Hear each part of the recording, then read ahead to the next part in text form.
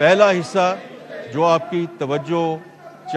میں آپ کی توجہ چاہوں گا، کیونکہ وہ سارا جو پہلا حصہ ہے وہ ٹیکس ریلیف کے بارے میں ہے، پھر جو ٹیکس ریشنلائزیشن کے اقدامات ہیں، اور بعد میں ایف بی آر کے نیو آپریٹنگ ماڈل کا میں ذکر کروں گا۔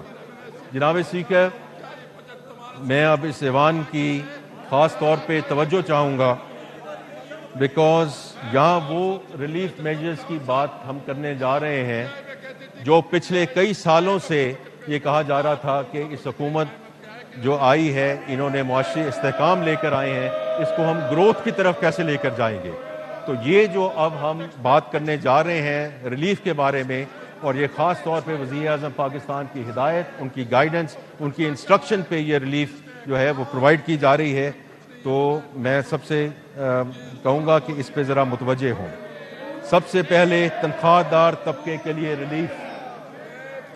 وزیر اعظم شہباز شریف کی حکومت سرکاری اور نجی تنخواہ دار طبقے کی مشکلات سے آگاہ ہیں۔ وزیر اعظم پاکستان کی ہدایت پر آج مجھے یہ اعلان کرتے ہوئے خوشی محسوس ہو رہی ہے کہ ہماری حکومت نے آمدنی کی 4 سلیب کے تنخواہ دار افراد کو ریلیف فراہم کرنے کا فیصلہ کیا ہے۔ اس سلسلے میں جو تنخواہ دار 22 سے 32 لاکھ روپے کے درمیان سالانہ کماتے ہیں، ان کے ٹیکس کی شرح 23% سے کم کر کے 20% کرنے کی تجویز ہے۔ 32 سے 41 لاکھ روپے کے درمیان آمدن والے تنخواہ داروں کے لیے ٹیکس کی شرح 30% سے کم کر کے 25% کرنے کی تجویز ہے۔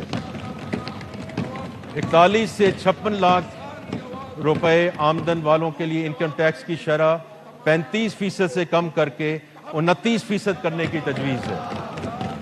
اسی طرح 56 لاکھ سے 70 لاکھ روپے تک تنخواہ حاصل کرنے والوں کے لیے ٹیکس کی شرح 35% سے کم کر کے 32% کرنے کی تجویز ہے۔ جناب اسپیکر، یہ صرف یہاں تک محدود نہیں ہے۔ تنخواہ پر عائد ٹیکس کی شرحوں میں کمی کے علاوہ ہم نے ایک اور اہم ریلیف قدم اٹھاتے ہوئے تنخواہ دار طبقے پر عائد سرچارج کو بھی ختم کرنے کا فیصلہ کیا ہے۔ یہ ایک درینہ مطالبہ تھا اور حکومت کو بھی اس امر کا احساس تھا، اس لیے ہم نے پچھلے بجٹ میں اس سرچارج کی شرح کو 10% سے 9% کیا، اور اب اس سرچارج کو مکمل طور پر ختم کرنے کی تجویز ہے۔ ان اقدامات سے وزیر اعظم شہباز شریف کی حکومت نے تنخواہ دار طبقے پر بوجھ کم کرنے کا اپنا آج وعدہ پورا کیا ہے۔